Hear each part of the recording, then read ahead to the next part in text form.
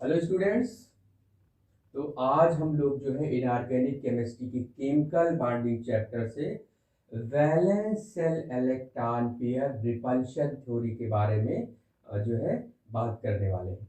ठीक है, तो valence shell electron pair repulsion theory यानी बेसिपर थ्योरी। तो आज हम लोग बात करेंगे किसके बारे में?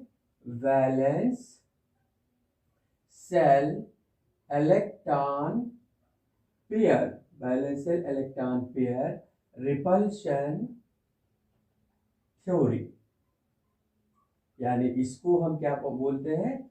बेसेपर थ्योरी। इसे हम बेसेपर थ्योरी भी बोलते हैं। ठीक है, तो देखिए हम इसको डिफाइन करेंगे इसके नाम से। देखिए valence shell electron pair repulsion theory है ना, यानी बेसेपर थ्योरी। ठीक है, तो ये आपका वेस्पर थ्योरी क्या है? ये बताता है कि कोई भी अगर आप मान ले एटम, सेंट्रल एटम एक पॉलीएटॉमिक मॉलिक्यूल ले लें, है ना, मान लो ए ले लिया आपने, और इससे जुड़े हैं कई सारे और एटम। ठीक है, बी और बी, है ना। तो ये आपका हुआ क्या? ये हो गया आपका सेंट्रल एटम। ठीक है, ये आपका हो गया सेंट्रल एटम। तो क्या ये वेस्पर थ्योरी क्या बताता है? ये बताता है कि जो सेंट्रल एटम है ना, उसके बैलेंस सेल में जो इलेक्ट्रॉन पेयर्स होते हैं, यानी जो ये सेंट्रल एटम है, इसके वैलेंस सेल में जो इलेक्ट्रॉन पेयर्स होते हैं उनमें रिपल्शन कम से कम हो, इसलिए ये इलेक्ट्रॉन पेयर्स जो होते हैं वो ज्यादा से ज्यादा दूर स्थित होते हैं। अब ज्यादा से ज्यादा दूर होंगे तो क्या होगा? रिपल्शन कम से कम होगा, क्योंकि जो इलेक्ट्रॉन्स होते हैं उन पे निगेटिव चार्ज है। तो बॉन्ड पेयर्स अगर ऑर्बिटल्स पास पास होंगे तो रिपल्शन ज्यादा होगा, अगर वो दूर हैं तो रिपल्शन क्या होगा? कम होगा। ठीक है, तो वेस्पर थ्योरी क्या बताता है? वेस्पर थ्योरी बताता है कि VSEPR theory states, Vesper theory states that the electron electron pairs in valence cell, of a central atom, central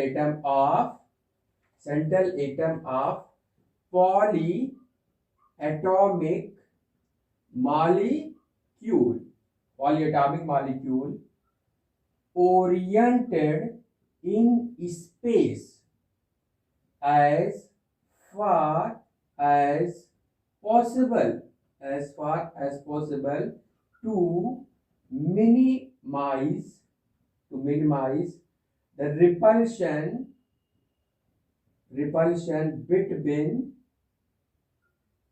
between them, है ना।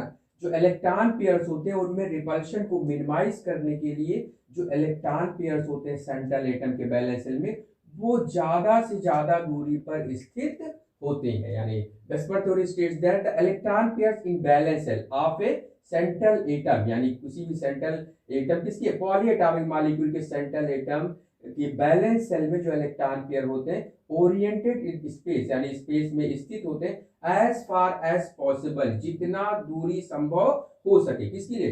To minimize the repulsion between them, यानी electron pair में repulsion कम से कम हो। इसके लिए क्या होते हैं? जो इलेक्ट्रॉन पेयर्स होते हैं बैलेंस सेल में यानी सेंट्रल एटम के, वो मैक्सिमम दूरी पे स्थित होते हैं। ठीक है, तो अब देखिए रिपल्शन होता क्यों है? ये जैसे आपका क्या है, कोई एटम है यहाँ पे, है ना, अब ये बी और ये बी और ये आपका, अब यहाँ पे इलेक्ट्रॉन क्लाउड्स होगा, बॉन्डिंग इलेक्ट्रॉन पेयर, ये बॉन्डिंग इलेक्ट्रॉन पेयर, ये बॉन्डिंग इलेक्ट्रॉन पेयर। ठीक है, तो इस पे कैसा इलेक्ट्रॉन क्लाउड? मतलब इलेक्ट्रॉन है निगेटिव चार्ज, है ना, इस पे भी इलेक्ट्रॉन है निगेटिव चार्ज, तो इलेक्ट्रॉन्स के बीच क्या होगा यहाँ पे?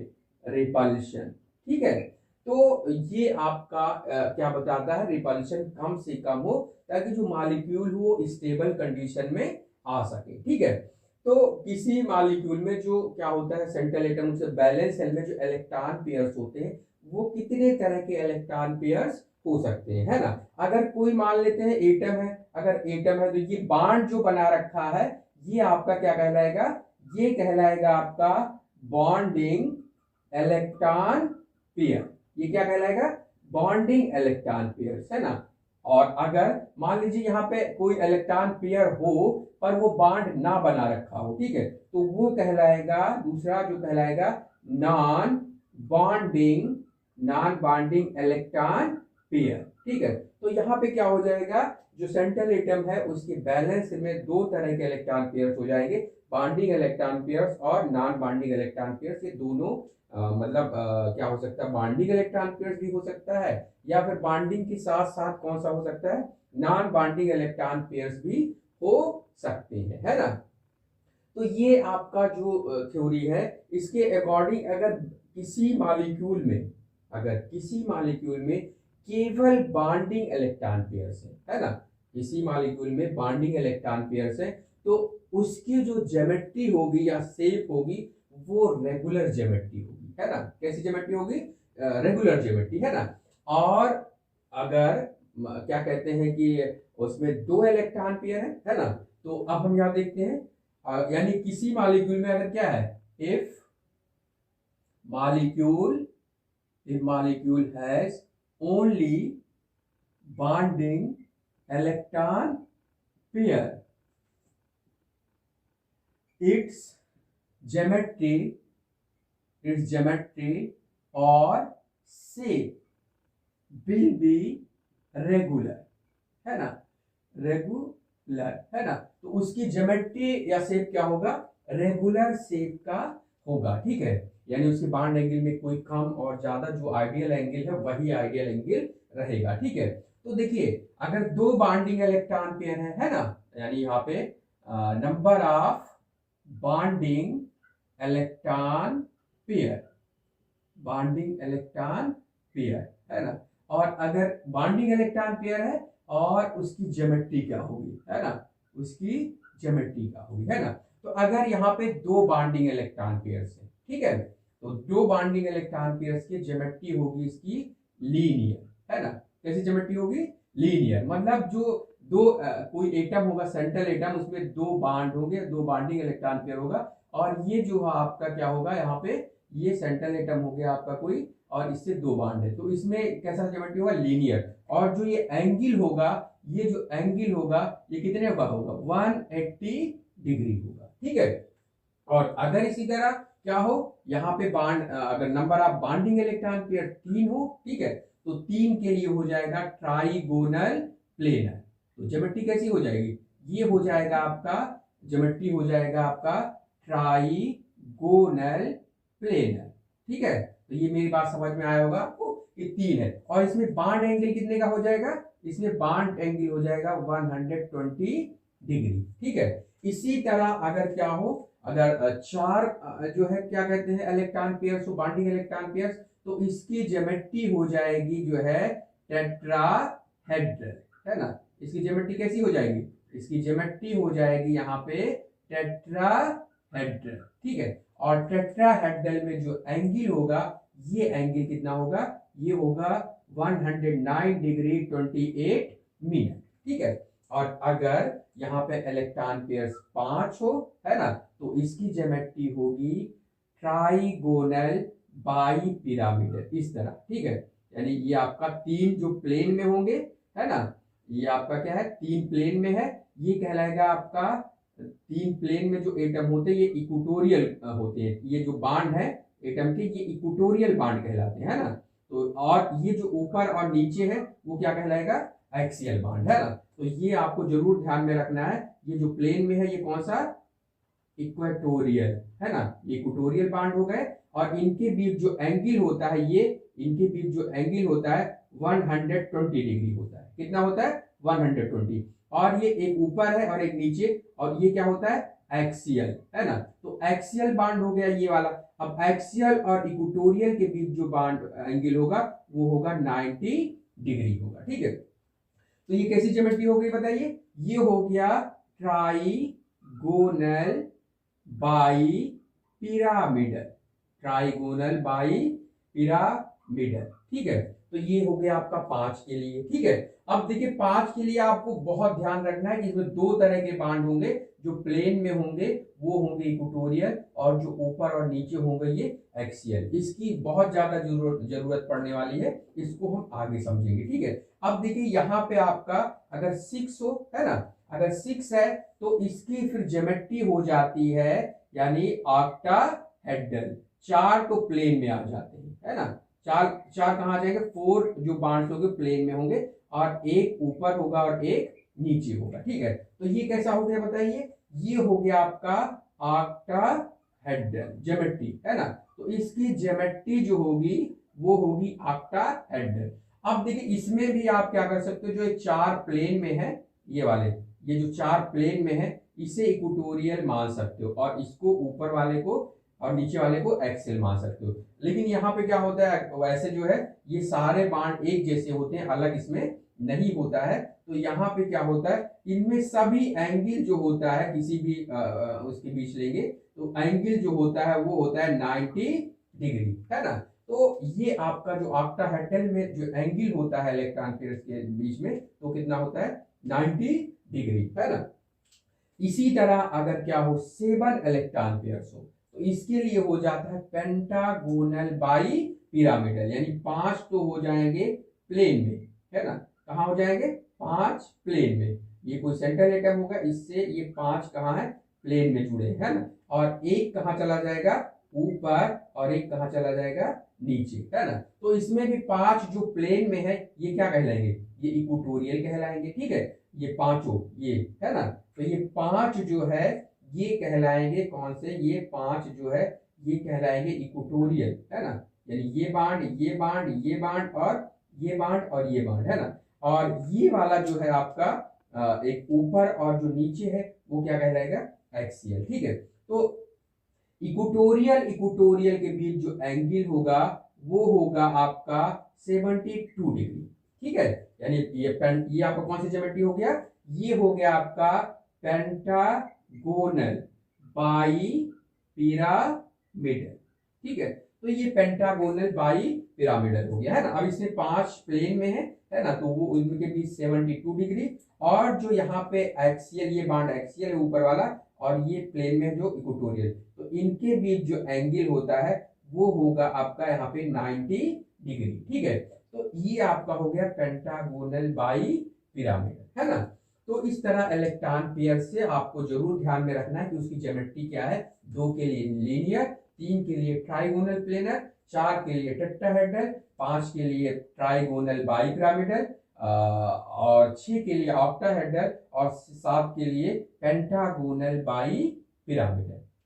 तो इसके बाद हम देखते हैं कि अगर किसी मॉलिक्यूल में बॉन्डिंग इलेक्ट्रॉन पेयर्स के साथ साथ लोन पेयर्स भी मौजूद हों, है ना, तो फिर जो उसका ज्योमेट्री होगा या शेप कैसा होगा, तो उसका जो ज्योमेट्री होगा, अगर किसी मॉलिक्यूल में जो है बॉन्ड पेयर्स के साथ साथ इलेक्ट्रॉन पेयर्स भी मौजूद, बॉन्ड पेयर्स के साथ साथ लोन पेयर्स भी मौजूद है, तो उसकी ज्योमेट्री हो जाएगी डिस्टॉर्टेड ज्योमेट्री, यानी इररेगुलर ज्योमेट्री हो जाएगी, ठीक है। तो देखिए अगर हम क्या होता है कि एग्जांपल लेते हैं, जैसे अगर हम एग्जांपल ले लें यहाँ पे कि हमारे पास जो है एक CH4 मॉलिक्यूल है ना, CH4 मॉलिक्यूल, तो CH4 में क्या होता है 4 जो है हाइड्रोजन होते हैं ना, 4 हाइड्रोजन इस तरह जुड़े होंगे, ठीक है। तो क्या होगा कि जो 4 हाइड्रोजन है इनकी जो ज्योमेट्री है 4 इलेक्ट्रॉन पेयर के लिए क्या होगा टेट्राहेड्रल ज्योमेट्री होगा, ठीक है।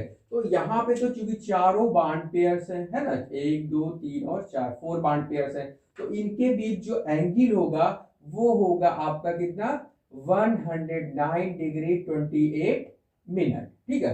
लेकिन अगर हम यहाँ पे अमोनिया ले, ठीक है, एग्जांपल के लिए क्या ले ले अमोनिया, मान लेते हैं हम यहाँ पे ले लिए NH3, है ना, तो इसमें क्या होता है 3 बॉन्ड पेयर्स होते हैं और एक जो होता है लोन पेयर होता है, ठीक है। तो अब यहाँ पे क्या होगा, जो लोन पेयर होगा तो यहाँ पे बॉन्ड पेयर्स 3 ही है, ठीक है। तो क्या होता है कि अब चूंकि जो लोन पेयर है और बॉन्ड पेयर्स है उनका जो स्पेस घेरता है, जो है लोन पेयर ज्यादा स्पेस घेरता है और बॉन्ड पेयर कम स्पेस घेरता है, ठीक है। तो यहाँ पे क्या होगा कि ये इसके भी इलेक्ट्रॉन क्लाउड्स है, यहाँ पे भी इलेक्ट्रॉन क्लाउड्स है ना, ये बॉन्ड में इलेक्ट्रॉन क्लाउड्स, यहाँ भी इलेक्ट्रॉन क्लाउड्स, ठीक है।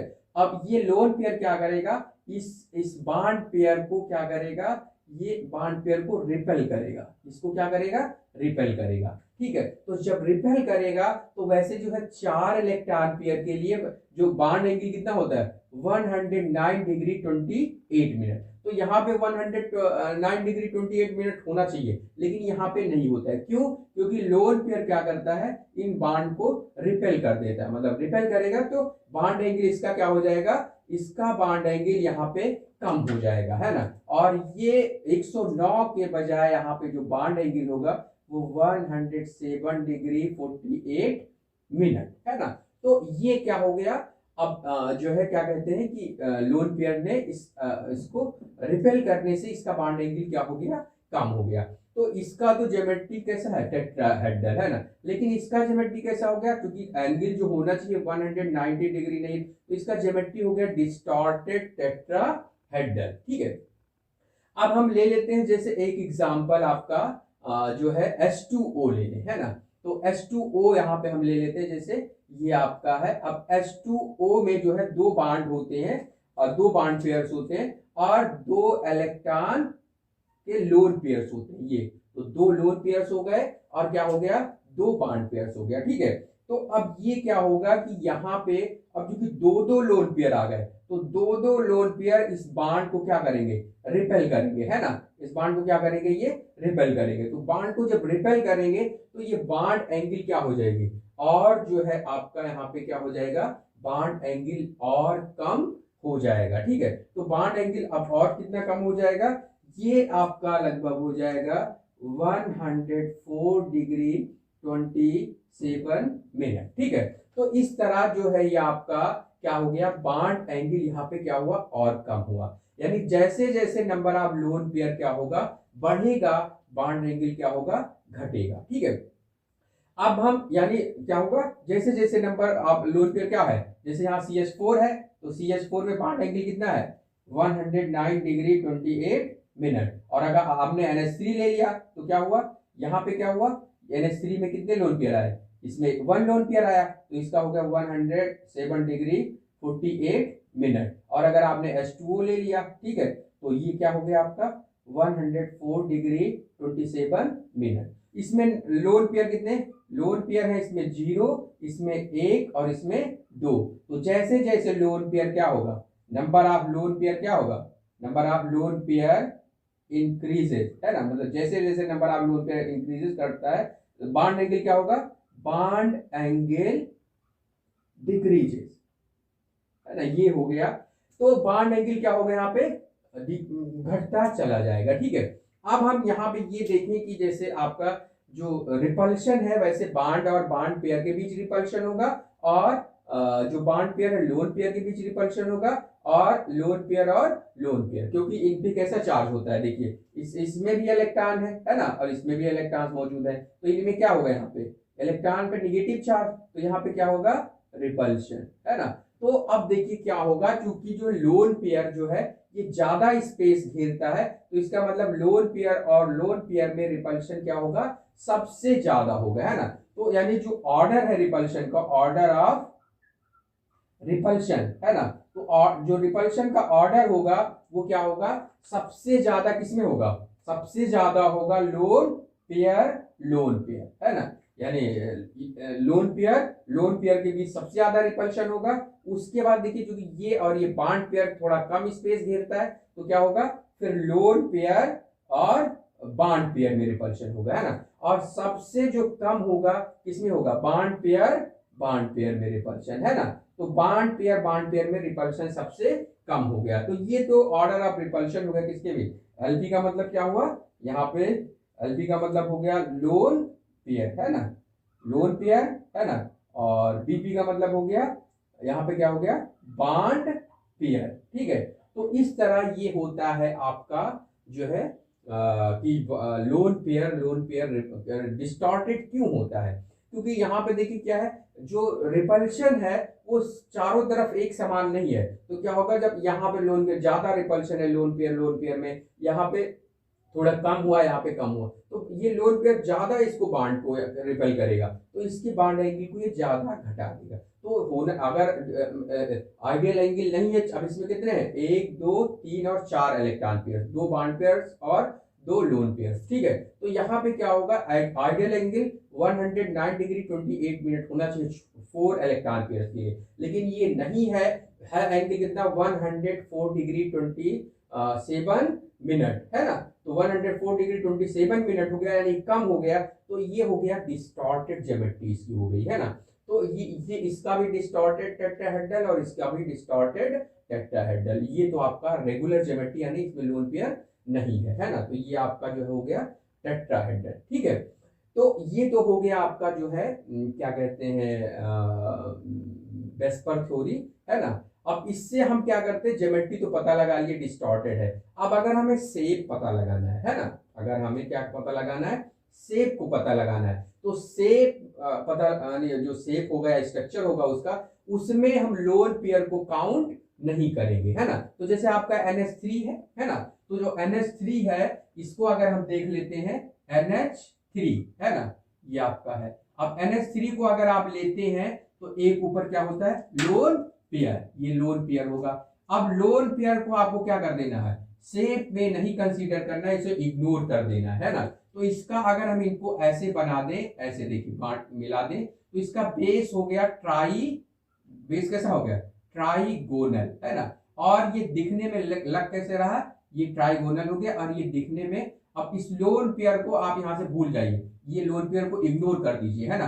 तो इतना आपको जो शेप दिखेगा वो पिरामिड की तरह दिख रहा है, तो बेस है ट्राइगोनल और दिख रहा है पिरामिड की तरह, तो ट्राइगोनल पिरामिडल शेप हो गया। कैसा शेप हो गया इसका, ट्राइगोनल पिरामिडल, ठीक है। और अगर देखिए यहाँ पे आपका वाटर ले ले, है ना, तो वाटर में कितने लोन पेयर है, वाटर में 2 लोन पेयर है ना। तो वाटर में 2 लोन पेयर है। अब हमें लोन पेयर को देखना ही नहीं है, हमें केवल शेप में जो है किसको देखना है, बांड को देखना है ना। तो अब बांड को देखेंगे तो ये आपका कैसा, उल्टा आपका वी शेप आ रहा है, कैसा शेप आ रहा है, वी शेप या बेंट आपका शेप होगा, है ना। तो ये आपका जो है इस तरह, जब भी आप शेप को डिटरमाइन करना है तो आप उसमें लोन पेयर को कंसीडर नहीं करेंगे, ठीक है। तो अब देखिए इसके बाद जो है हम, ये तो हो गया आपका यानी शेप डिटरमाइन करने का कि हम लोन पेयर लेंगे या नहीं, तो लोन पेयर को हम शेप में नहीं लेंगे, ज्योमेट्री में हम लोन पेयर को लेंगे, है ना। तो ये आपका हो गया। अब देखिए हम कैसे अब यहाँ पे आज हम जो मॉलिक्यूल है उसमें सारे ट्रिक्स भी सीखेंगे कि कैसे मॉलिक्यूल का शेप हम बता सकें बहुत आसानी से, है ना। तो यहाँ पे देखिए क्या होता है, इसका मतलब हमें क्या करना है, यहाँ पे 4 इलेक्ट्रॉन पेयर्स है, तो अगर हमें कहीं पे इलेक्ट्रॉन पेयर्स पता लगा लेते हैं तो उसकी हम ज्योमेट्री या शेप क्या कर लेंगे, पता लगा लेंगे, ठीक है। तो इसके लिए देखिए हमें आप क्या याद रखना है, हमें याद रखना है कि किसी भी मॉलिक्यूल के सेंट्रल एटम के, जो सेंट्रल एटम है उसके बैलेंस शेल में जो है कितने इलेक्ट्रॉन पेयर्स हैं, तो हमें क्या फाइंड करना होगा, नंबर ऑफ इलेक्ट्रॉन पेयर्स, क्या फाइंड करना होगा, किसी भी सेंट्रल एटम के बैलेंस शेल में नंबर ऑफ इलेक्ट्रॉन पेयर्स। अब ये होता कितना है, हम इसको मान लेते, फार्मूला बनाते थे NB, है ना। अब इसको अभी हम देखते हैं क्या है, NB और प्लस NM, है ना, NM, है ना, और आपका हो गया प्लस NA माइनस NC अपान 2, है ना।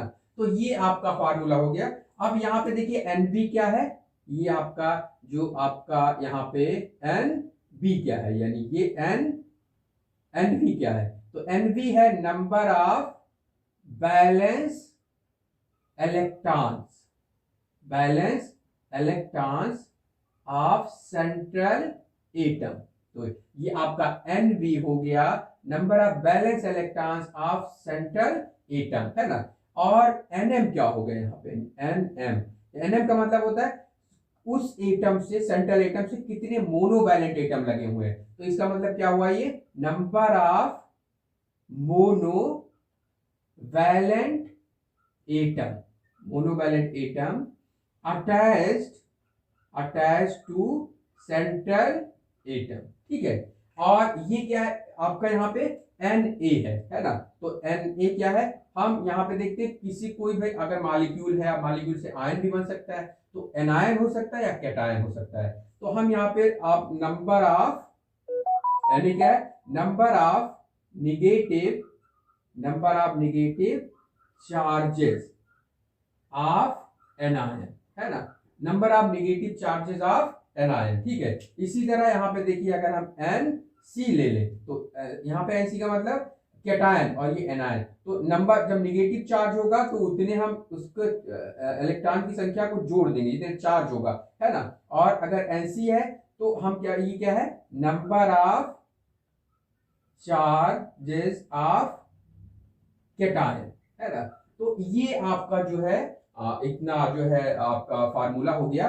तो अगर हमारे पास केवल न्यूट्रल मॉलिक्यूल है, अगर हमारे पास न्यूट्रल मॉलिक्यूल है तो हम इतना ही यूज करेंगे, है ना, Nb/Nm/2, है ना। और अगर ये आप किसके लिए हो गया, ये हो गया आपका न्यूट्रल मॉलिक्यूल के लिए, है ना, न्यूट्रल मॉलिक्यूल, है ना। और अगर आपका एनायन है ना, तो इतना फार्मूला आप यूज कर लेंगे, है ना। एनायन के लिए इतना फार्मूला, यानी क्या, Nb+Nm+Na/2 यूज कर लेंगे, है ना। ये किसके लिए हो गया, एनायन के लिए, ठीक है। और अगर हम यहाँ पे कैटायन है तो कैटायन के लिए देखिए हम क्या करेंगे, कैटायन के लिए हम तो ये आपका Na है यहाँ पे, ये यूज करेंगे ही नहीं, ये वाला, है ना। कैटायन के लिए इतना छोड़ देंगे क्योंकि उस पर कोई निगेटिव चार्ज होगा नहीं, तो हम इसको क्या कर लेंगे, इसको हम यहाँ पे ये पूरा यूज कर लेंगे, इतना, है ना।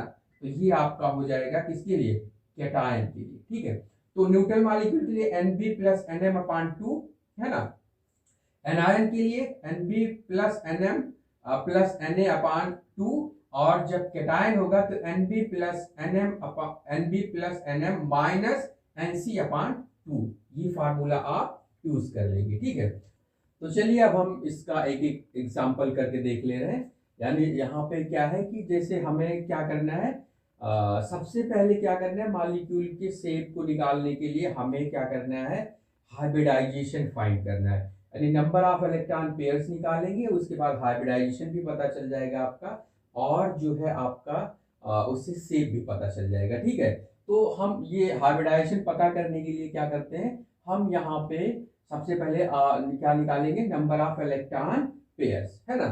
तो अगर क्या है कि किसी मॉलिक्यूल में जो है 2 इलेक्ट्रॉन पेयर्स हैं, है ना, किसी मॉलिक्यूल में अगर हम देखते हैं 2 इलेक्ट्रॉन पेयर्स, है ना, इलेक्ट्रॉन पेयर्स अगर हम यहाँ पे देखें तो इलेक्ट्रॉन पेयर्स जो होंगे अगर 2 है ना, तो अब यहाँ पे इलेक्ट्रॉन पेयर्स अगर 2 है तो इसमें जो हाइब्रिडाइजेशन होगा, हाइब्रिडाइजेशन, है ना, वो हमेशा होगा sp हाइब्रिडाइजेशन, है ना। और इसका जो आपका शेप होगा वो आप जानते हैं कैसा होगा, लीनियर शेप होगा, ठीक है। तो और इसी तरह अगर 3 इलेक्ट्रॉन पेयर्स है ना, तो हाइब्रिडाइजेशन क्या होगा, sp2, है ना, और इसका शेप होगा कैसा, ट्राइगोनल प्लेनर, ठीक है, ट्राइगोनल प्लेनर। अब अगर 4 है इलेक्ट्रॉन पेयर्स, है ना, तो इसका हाइब्रिडाइजेशन होगा sp3, है ना, और sp3 हाइब्रिडाइजेशन होगा तो इसका शेप जो होगा वो होगा टेट्राहेड्रल, है ना। तो sp यानी अगर 4 इलेक्ट्रॉन पेयर है तो sp3, और इसका ज्योमेट्री क्या होगा या शेप, अभी देखिए यहाँ पे हम ज्योमेट्री ही देखेंगे, ज्योमेट्री और शेप कैसे डिसाइड करते हैं अभी हम देखते हैं, ज्योमेट्री या फिर शेप, है ना। तो अगर 4 इलेक्ट्रॉन पेयर है तो इसके लिए इसका ज्योमेट्री जो होगा टेट्राहेड्रल, अगर 5 है तो जो हाइब्रिडाइजेशन होगा sp3d, और इसके लिए इसका जो ज्योमेट्री होगा ट्राइगोनल बाई पिरामिडल, ये हो जाएगा, ठीक है। और अगर क्या है, मान लीजिए आपके पास यहाँ पे 6 इलेक्ट्रॉन पेयर्स आ जाते हैं मान लो, तो 6 इलेक्ट्रॉन पेयर के लिए sp3d2 हाइब्रिडाइजेशन, है ना, 6 के लिए क्या होगा sp3d2, और इसके लिए जो आपका इसका ज्योमेट्री होगा ये होगा ऑक्टाहेड्रल, ठीक है। और अगर 7 है तो 7 के लिए हाइब्रिडाइजेशन क्या होगा, sp3d3, है ना, 7 के लिए sp3d3, और इसके लिए ज्योमेट्री क्या होगा, pentagonal bi pyramidal, pentagonal bi pyramidal, ठीक है। तो ये तो रहा आप इलेक्ट्रॉन पेयर फाइंड करने से आप हाइब्रिडाइजेशन बता लेंगे, और हाइब्रिडाइजेशन बताने के बाद हम क्या कर सकते हैं, उसमें number of electron pairs, lone pair, number of जो है bond pairs, number of lone pairs, वो भी सारे के सारे हम क्या कर सकते हैं, काउंट कर सकते हैं। ठीक है, तो कैसे काउंट करेंगे, तो हम ये जैसे अभी हमने पहले ही बता दिया है कि नंबर ऑफ जो इलेक्ट्रॉन पेयर्स होता है, नंबर ऑफ इलेक्ट्रॉन पेयर्स किससे बराबर, Nb प्लस Nm अपॉन 2। तो ये न्यूट्रल मॉलिक्यूल के लिए हम यहाँ पे देख रहे हैं। तो Nb क्या है, नंबर ऑफ जो है बैलेंस इलेक्ट्रॉन है सेंट्रल एटम का, Nm है मोनोवैलेंट। ठीक है, तो चलिए अब हम क्या करते हैं, इसका एग्जाम्पल लेके समझते हैं। ठीक है, तो जैसे हम यहाँ पे एग्जाम्पल ले लें, कोई बहुत सिंपल ही मॉलिक्यूल ले लें, मान लेते हैं हमने यहाँ ले लिया CH4 मॉलिक्यूल, है ना। तो CH4 मॉलिक्यूल का शेप क्या होगा, ज्योमेट्री क्या होगा, सबसे आसान वाला हम पहले ले रहे हैं। तो देखिए इसमें जो है सबसे पहले कभी भी मॉलिक्यूल का शेप, ज्योमेट्री, हाइब्रिडाइजेशन कभी भी बताना हो आपको, तो सबसे पहले हम सेंट्रल एटम देखेंगे। तो इसमें जो सेंट्रल एटम है वो कौन सा है, सेंट्रल एटम है आपका कार्बन, है ना। तो सेंट्रल एटम क्या है यहाँ पे, कार्बन। अब कार्बन के बैलेंस सेल में इलेक्ट्रॉन कितने होते हैं, कार्बन के बैलेंस अगर हम यहाँ पे, कार्बन कितना होता है, कार्बन 6 एटॉमिक नंबर होता है, 1s2 2s2 2p2, है ना।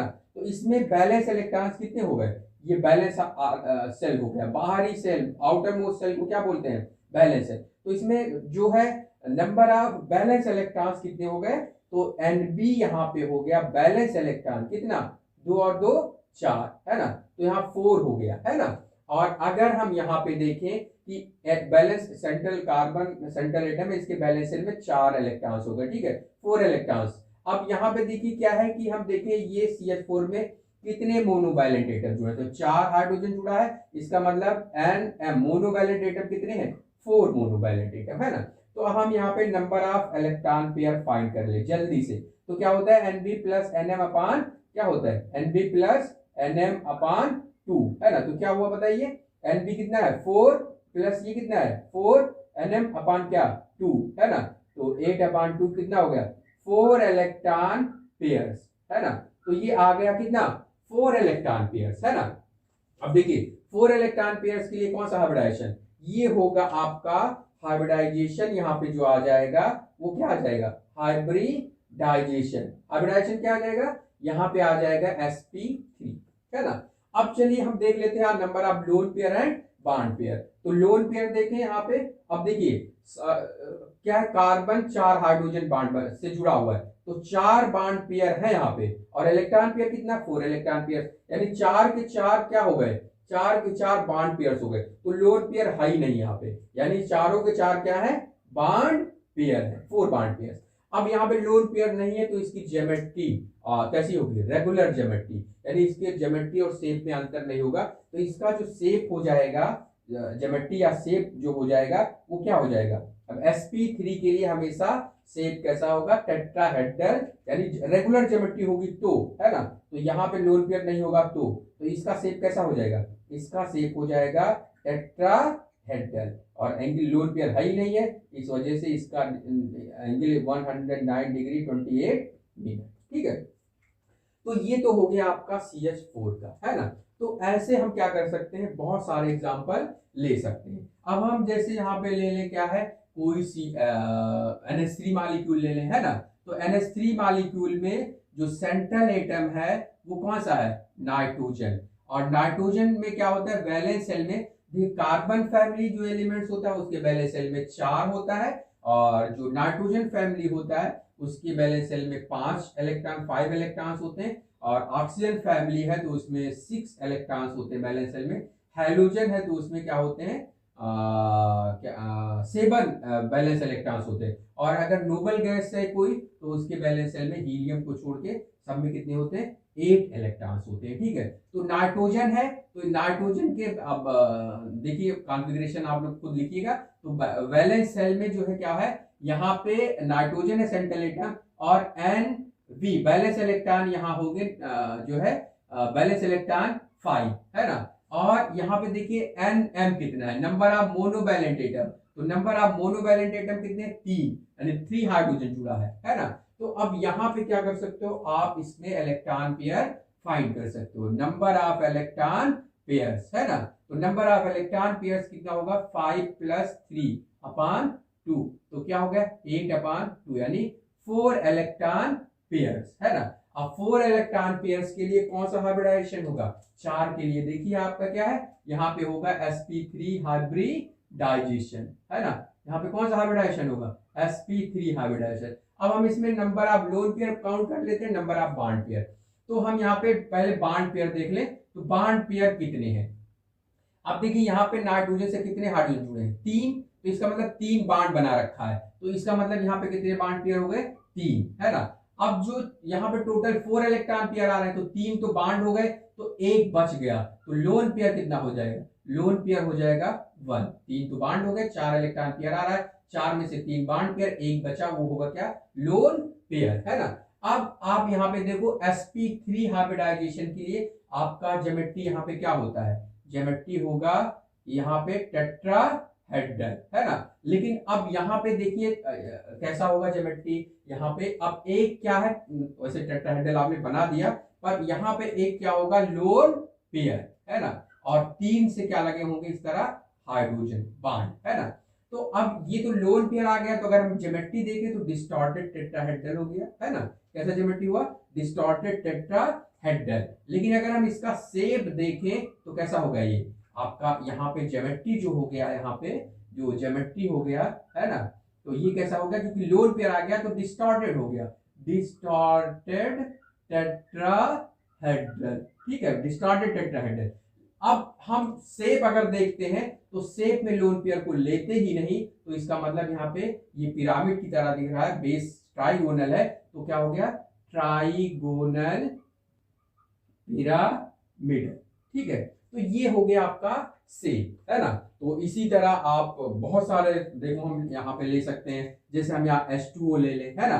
तो H2O लेते हैं यहाँ पे, तो देखिए यहाँ पे सेंट्रल एटम ऑक्सीजन है, सेंट्रल एटम क्या है ऑक्सीजन। ऑक्सीजन के बैलेंस सेल में कितने इलेक्ट्रॉन्स होते हैं, देखिए ऑक्सीजन के बैलेंस सेल में ऑक्सीजन फैमिली है तो 6 होगा, है ना। तो Nb हो गया इसका क्या 6, है ना। और यहाँ पे देखिए कितने मोनो ऑक्सीजन से 2 हाइड्रोजन जुड़े हैं, तो Nm कितना हो गया, Nm मोनोवैलेंट एटम हो गया 2, है ना। तो अब हम यहाँ लेंगे नंबर ऑफ इलेक्ट्रॉन पेयर, तो कितना हो जाएगा, यानी 6 + 2 अपॉन 2, तो कितने 8 upon 2 is equal to 4 electron pairs, है ना। अब 4 इलेक्ट्रॉन पेयर्स के लिए कौन सा हाइब्रिडाइजेशन, sp3 हाइब्रिडाइजेशन, ठीक है, sp3 हाइब्रिडाइजेशन, है ना। तो अब sp3 हाइब्रिडाइजेशन तो हो गया, 4 इलेक्ट्रॉन पेयर्स आ गए। अब हम इसमें देखिए कितने जो है कितने लोन पेयर्स है, कितने बॉन्ड पेयर्स। तो देखो यहाँ पे 4 इलेक्ट्रॉन पेयर्स में ऑक्सीजन देखिए कितने बॉन्ड बना रखा है, हाइड्रोजन से 2 बॉन्ड बना रखा है, इसका मतलब बॉन्ड पेयर कितना हो गया, यहाँ पे 2 ही हो गया। अब 4 में से 2 बॉन्ड बना लिया, 2 बच गया, तो वो क्या इसमें चला जाएगा लोन पेयर, तो 2 बॉन्ड पेयर और 2 लोन पेयर हो गया, ठीक है। तो अब देखिए यहाँ पे sp3 का वैसे जो ज्योमेट्री क्या होता है, sp3 का होता है आपका यहाँ पे टेट्राहेड्रल होता है, लेकिन यहाँ पे क्या मौजूद है, 2 तो बॉन्ड पेयर है और 2 लोन पेयर है। तो 2 लोन पेयर हम क्या करेंगे यहाँ पे कहीं बना देंगे, ऐसे ये ऐसे लोन पेयर हमने क्या करा 2 बना दिया। अब जो 2 बच गए वहां पे क्या आ जाएगा, वो आ जाएगा बॉन्ड आ जाएगा, ठीक है। तो ये बॉन्ड आ गया यहाँ पे। तो अब देखिए ये लोन पेयर को हमें शेप में लेना नहीं, अगर हम ज्योमेट्री देखते तो ज्योमेट्री हो जाएगा डिस्टॉर्टेड टेट्राहेड्रल, यहाँ पे चारों इलेक्ट्रॉन पेयर्स का। लेकिन शेप देखें तो इतना आप क्या करें, इसको ऊपर लोन पेयर इग्नोर कर दें, तो ये आपको कैसा दिखेगा, ये दिखेगा बी शेप, है ना, या फिर क्या होगा, ये होगा बेंट शेप, है ना। तो ये आपका हो गया क्या वाटर मॉलिक्यूल, ठीक है। अब इसी तरह हम और एग्जांपल लेके देख रहे हैं, जैसे हम यहाँ पे ले लें SF4 मॉलिक्यूल, है ना। तो SF4 मॉलिक्यूल का शेप क्या होगा, ठीक है। तो यहाँ पे सेंट्रल एटम कौन सा हो गया, सेंट्रल एटम हो गया आपका सल्फर, है ना, और सल्फर ऑक्सीजन फैमिली का है, तो Nb यानी बैलेंस इलेक्ट्रॉन कितने हो गए, बैलेंस इलेक्ट्रॉन 6, है ना।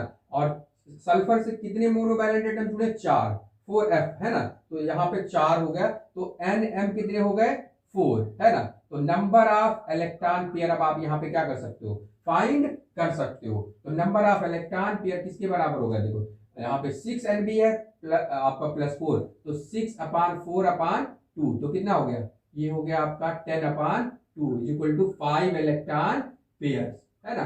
तो 5 इलेक्ट्रॉन पेयर्स आ गया, ठीक है। अब 5 इलेक्ट्रॉन पेयर्स के लिए देखो कौन सा हाइब्रिडाइजेशन, sp3d हाइब्रिडाइजेशन, तो इसका होगा हाइब्रिडाइजेशन sp3d हाइब्रिडाइजेशन, ठीक है। अब sp3d हाइब्रिडाइजेशन हो गया, चलिए ठीक है। तो sp3d हाइब्रिडाइजेशन में क्या होता है, sp3d हाइब्रिडाइजेशन में देखिए बॉन्ड कितने हैं और लोन पेयर कितने हैं। तो s से कितने f जुड़े हैं, s से 4 f जुड़े हैं, तो इसका मतलब यहाँ पे बॉन्ड पेयर कितना हो गया 4, है ना। और लोन पेयर 5 में से 4 बॉन्ड ही हो गया, तो एक बचा, तो लोन पेयर हो गया 1, ठीक है। अब इसका हमें शेप डिटरमाइन करना है, तो sp3d के लिए यहाँ पे ज्योमेट्री देखो क्या, ट्राइगोनल बाई पिरामिडल, ठीक है। तो चलिए हम यहाँ पे बना देते हैं, यहाँ पे सल्फर और 3 कहाँ होंगे, ऐसे सल्फर 3 प्लेन में होंगे, है ना, इस तरह, है ना। और एक जो होगा आपका ऊपर होगा और एक होगा नीचे, है ना। तो ये तो हो गया ट्राइगोनल बाई पिरामिडल। लेकिन सबसे इंपॉर्टेंट बात जो इसमें आपको ध्यान रखना है, ये ध्यान रखना है कि आखिर में लोन पेयर, क्योंकि यहाँ पे ये जो बांड है ये 2 तरह के हो गए, ये जो आपका है ये और ये जो प्लेन में है ना, ये आपका हो गया इक्वेटोरियल बांड्स हो गए, है ना, और यानी इक्वेटोरियल ऑर्बिटल से बनेंगे, और ये और ऊपर और नीचे ये क्या कहलाएगा, एक्सियल, ठीक है। तो अगर हाइब्रिडाइजेशन हमेशा क्या हो, sp3d, अगर किसी मॉलिक्यूल में हाइब्रिडाइजेशन sp3d आता है, तो जो लोन पेयर होता है, lone pair occupied, lone pair occupied कौन सा पोजीशन ऑक्युपाइड करेगा, ऑक्युपाइड इक्वेटोरियल पोजीशन, है ना। तो कौन सा पोजीशन ऑक्युपाइड करेगा, इक्वेटोरियल पोजीशन। ये बहुत इंपॉर्टेंट है, आपको ध्यान में रखना है कि लोन पेयर हमेशा इक्वेटोरियल पोजीशन को ही ऑक्युपाइड करेगा। तो 3 ये आपके इक्वेटोरियल है, तो एक हम यहाँ पे क्या रख दें, एक लोन पेयर को हम एक तरफ सिमेट्रिकली क्या रख दें, यहाँ पे रख दें लोन पेयर। अब बचा क्या, 4 बॉन्ड पेयर, तो 4 बॉन्ड को हम यहाँ पे एक एफ ऊपर, एक एफ नीचे और एक एफ, है ना। तो अब देखिए ये आपका हो गया इसका लोन पेयर है। वैसे यहाँ पे जो है आपका तो डिस्टॉर्टेड ज्योमेट्री की बात हुई तो ट्राइगोनल बाई पिरामिडल, लेकिन अगर हम शेप की बात देखें, है ना, तो ये अब आपका यहाँ पे कितने हैं, यहाँ पे 4 बॉन्ड आपको इस तरह दिख रहे हैं, है ना, 4 बॉन्ड। लोन पेयर को शेप में लेना ही नहीं है ना। तो जब लोन पेयर को शेप में नहीं लेंगे, तो अगर हम इसको देखें, अगर इसका शेप जो आ जाएगा, तो वो आ जाएगा डिस्टॉर्टेड टेट्राहेड्रल। इसका शेप यानी 4 बॉन्ड के लिए शेप क्या आ जाएगा, डिस्टॉर्टेड टेट्राहेड्रल। लोन पेयर को इतना आपको लेना नहीं, इतने को लेना नहीं, तो ये डिस्टॉर्टेड, या फिर इसे हम बोलते हैं सीसॉ शेप, है ना, कैसा, सीसॉ शेप, है ना। तो ये आपका जो है सीसॉ शेप या डिस्टॉर्टेड टेट्राहेड्रल होगा। तो ये सीसा क्यों बोलते हैं, देखिए क्योंकि ये आप सल्फर ले लें, अगर हम इसको ऐसे उल्टा कर दें तो F इधर आ जाएगा और F इधर, और ये इक्वेटोरियल वाले F आ गए, और ये वाला ऊपर और नीचे वाला ये आ गया, है ना, F और F, है ना। और एक लोन पेयर कहाँ आ गया, ये ऊपर आ गया, है ना। तो अब ये देखिए ये बच्चों के झूले की तरह दिख रहा है आपका, तो ये आपका इसी को क्या बोलते हैं, सीसा शेप देख रहे हैं, है ना। तो ये आपका हो गया SF4 मॉलिक्यूल का शेप, सीसा शेप। तो आपको क्या ध्यान रखनी है, sp3d हाइब्रिडाइजेशन में हमेशा लोन पेयर ऑक्युपाई करेगा, ये जो है क्या, कौन सा पोजीशन ऑक्युपाइड करेगा, ऑक्युपाइड करेगा इक्वेटोरियल पोजीशन। तो चलिए इसके बाद हम अगला एग्जांपल लेते हैं। जैसे हम यहाँ पे एग्जांपल अगला ले लें ClF3, है ना। तो ClF3 का शेप क्या होगा, ठीक है। तो ClF3 में जो सेंट्रल एटम है वो कौन सा है, Cl, है ना, यानी क्लोरीन, हैलोजन, है ना।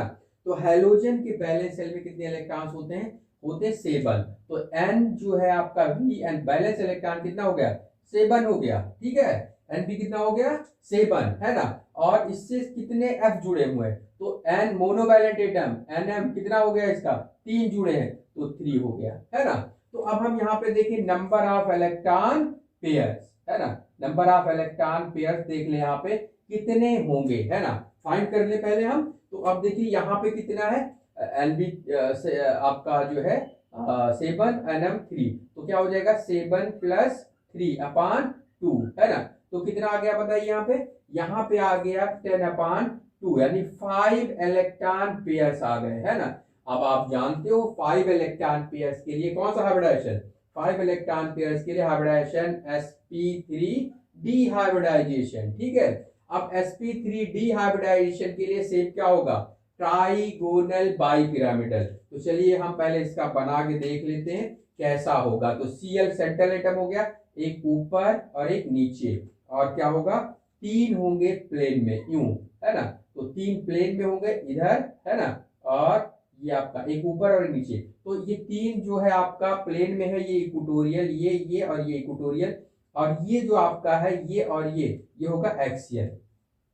अब देखिए हमेशा, अब अगर इसका हमें शेप डिटरमाइन करना है तो लोन पेयर sp3d में कहा जाता है, lone pair occupied equatorial position, ठीक है।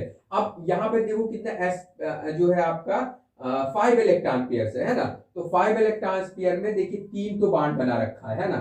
तो यहाँ पे बॉन्ड पेयर कितने हो गए, 3 हो गया, है ना। और 5 में 3 बॉन्ड पेयर हो गया तो 2 बचा, तो लोन पेयर कितने हो गए, लोन पेयर 2 हो गए, है ना। तो अब ये देखना है लोन पेयर जाएगा कहाँ, तो लोन पेयर कहाँ जाता है, ऑक्युपाइड इक्वेटोरियल पोजीशन, है ना। तो यहाँ पे आप क्या करो, 2 पोजीशन पे यहाँ पे ले आओ, ये एक लोन पेयर इक्वेटोरियल यहाँ पे, एक लोन पेयर इक्वेटोरियल यहाँ पे, ठीक है। और जो बचा होगा वहां पे आप क्या जोड़ दो, F, है ना। तो ये तो हो गया आपका, यानी इसका। अब इसमें देखिए लोन पेयर को इतना आप भूल जाओ, इग्नोर कर दो, तो इसका शेप जो आपको दिख रहा है वो हो गया टी शेप, है ना।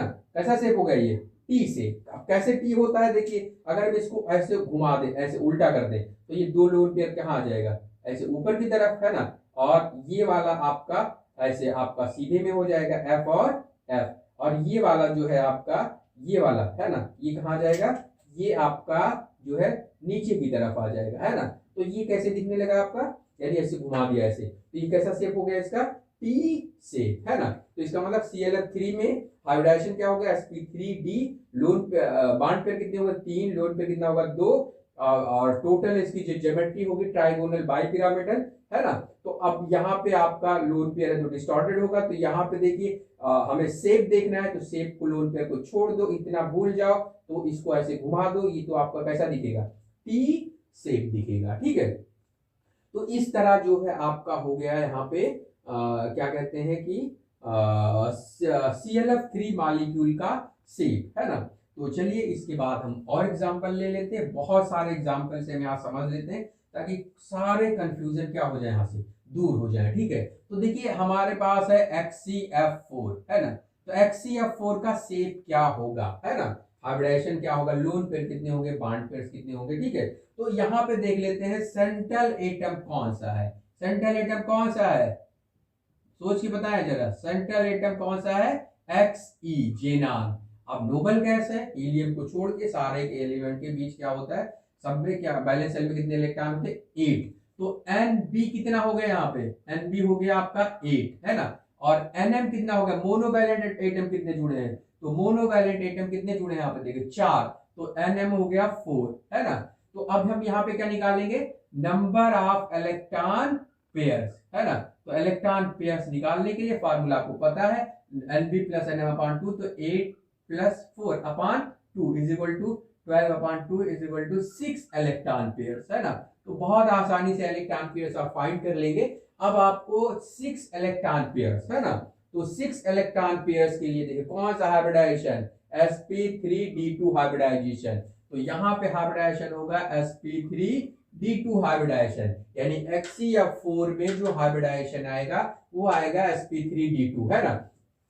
अब sp3d2 की ज्योमेट्री क्या होगी, अच्छा चलिए इसके पहले हम यहाँ पे लोन पेयर्स देख लेते हैं, बॉन्ड पेयर्स देखें। तो Xc में कितने F जुड़े हुए हैं, 4, तो इसका मतलब 4 F जुड़े हैं, 4 बॉन्ड पेयर है। तो यहाँ पे बॉन्ड पेयर्स कितने हो गए, 4, है ना। और बचा जो है लोन पेयर, तो 6 में से 4 तो बॉन्ड हो गए, 4 जो बच गया, 4 बॉन्ड पेयर्स हो गए, 2 यहाँ पे बच गया, तो 2 क्या हो गया, 2 हो गया आपका लोन पेयर हो गया, ठीक है। अब आपको यहां भी देखना है बहुत ध्यान से, तभी शेप सही हो पाएगा, नहीं तो गड़बड़ हो जाएगा, ठीक है। तो यहाँ पे आप देख लें sp3d2 हाइब्रिडाइजेशन का पहले आप शेप क्या होता है, ज्योमेट्री क्या होता है। तो sp3d2 के लिए तो होता है ऑक्टाहेड्रल, कैसा होगा, 4 हो जाएंगे कहाँ पे, 4 होंगे आपके ऐसे प्लेन में, है ना, एक्सी 4 तो प्लेन में हो जाएंगे, और एक हो जाएगा ऊपर और एक हो जाएगा नीचे, ठीक है, और सभी के बीच एंगल जो होगा वो 90 डिग्री होगा। लेकिन अब आपको ये देखना है कि लोन पेयर कहाँ जाएगा। तो sp3d2 के केस में ये जो लोन पेयर्स होते हैं वो एक्सियल पोजीशन ऑक्युपाइड करते हैं। कौन सा पोजीशन, एक्सियल पोजीशन। ये बहुत ध्यान करना है, आपको ध्यान रखना है कि जब sp3d2 हाइब्रिडाइजेशन होगा तो लोन पेयर जाएगा एक्सियल पोजीशन पे। तो कितने लोन पेयर, 2। तो 2 लोन पेयर को आपने बनाया ऊपर और नीचे, ठीक है। तो 2 लोन पेयर को ऊपर और नीचे बनाया और बच्चे को आपने कहाँ रख दिया, बांड बना दिया। तो ये आपका ये एफ एफ और एफ और ए एफ, है ना। तो अब देखिए इसका शेप क्या होगा, है ना। तो शेप आप देख लीजिए, बता दीजिए शेप क्या होगा। शेप होगा इसका, लोन पेयर को आप देखना नहीं, ऊपर नीचे 4 प्लेन में है, स्क्वायर में है, तो कैसा शेप होगा, स्क्वायर प्लेनर शेप होगा। कैसा शेप होगा, स्क्वायर प्लेनर, ठीक है। तो इस तरह आप क्या कर सकते हैं, बहुत सारे मॉलिक्यूल्स को आप यहाँ पे देख सकते हैं। अब हम चलिए एक और देख लेते हैं, XCF6 मॉलिक्यूल, है ना। अब XCF6 मॉलिक्यूल में यहाँ पे देखते हैं, XCF6 मॉलिक्यूल में क्या है, सेंट्रल एटम Xc है, तो ये आप जानते हैं सेंट्रल एटम Xc है। नंबर ऑफ बैलेंस इलेक्ट्रॉन कितने होते हैं ये भी पता है आपको, Nb होता है 8, यानी जेनान है नोबल गैस, तो 8 होगा। कितने F जुड़े हैं, 6, यानी Nm मोनोवैलेंट हो गया 6, है ना। तो अब नंबर ऑफ इलेक्ट्रॉन पेयर बहुत आसानी से आप निकाल सकते हैं, नंबर ऑफ इलेक्ट्रॉन पेयर्स, है ना। नंबर ऑफ इलेक्ट्रॉन पेयर्स कितना होगा, Nb plus Nm upon 2, 8 plus Nm 6 है, तो 8 प्लस 6 अपॉन 2 कितना हो गया आपका, हो गया 14 अपॉन 2, हो गया 7 इलेक्ट्रॉन पेयर्स, ठीक है। अब आप देखें 7 इलेक्ट्रॉन पेयर्स के लिए कौन सा हाइब्रिडाइजेशन, sp3d हाइब्रिडाइजेशन। तो यहाँ पे हो गया आपका हाइब्रिडाइजेशन sp3d3 हाइब्रिडाइजेशन, 7 के लिए sp3d3 हाइब्रिडाइजेशन, ठीक है। तो sp3d3 हाइब्रिडाइजेशन हो गया, है ना। चलिए अब हम इनमें नंबर ऑफ लोन पेयर्स और बॉन्ड पेयर्स देख लेते हैं। अब यहाँ पे 7 इलेक्ट्रॉन पेयर्स हैं, इसमें Xc के साथ 6 F जुड़े हुए हैं, यानी 6 F जुड़े हुए हैं, तो बॉन्ड 6 बॉन्ड बना रखेंगे, तो यानी यहाँ पे हो गया बॉन्ड पेयर हो गया 6, ठीक है। तो लोन पेयर कितना बचा बताएं जरा, 7 है तो 7 में 6 बॉन्ड पेयर बचा, एक क्या हुआ, एक हो गया लोन पेयर, ठीक है। तो ये तो हो गया आपका बॉन्ड पेयर्स और लोन पेयर्स, ठीक है। अब हम इसकी शेप देखते हैं। ज्योमेट्री तो आपका यहाँ पे डिस्टॉर्टेड, आपका लोन पेयर आया तो डिस्टॉर्टेड ही होगा, तो यहाँ पे वैसे हम उसका पहले शेप बना लेते हैं, है ना। देखिए क्या होता है, यहाँ सेंटर में आई होगा और 5 तो होंगे प्लेन में, पेंटागोनल होगा, है ना। सेंटर में आई होगा, ये 5 प्लेन में होंगे जो इक्वेटोरियल कहलाएंगे। ये कौन से होंगे, इक्वेटोरियल, है ना। और एक आपका ऊपर और एक नीचे, ये आपका कैसा होगा, ऊपर नीचे वाला एक्सियल होगा, ठीक है। तो अब क्या होता है, ये भी आपको ध्यान में रखना है कि जब हाइब्रिडाइजेशन sp3d3 हाइब्रिडाइजेशन हो तो लोन पेयर जाएगा किस पोजीशन पे, इक्वेटोरियल पोजीशन पे। लोन पेयर कहाँ जाएगा, यानी लोन पेयर जाएगा इक्वेटोरियल पोजीशन पे, ठीक है।